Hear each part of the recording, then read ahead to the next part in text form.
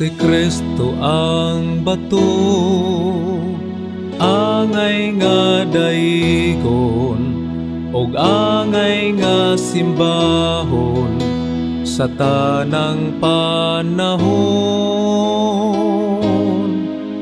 Kay siya ang magbubuhat ning tanan.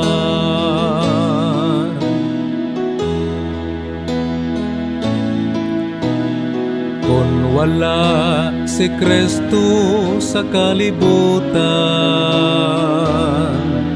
ang kinabuhi walay kahulugan.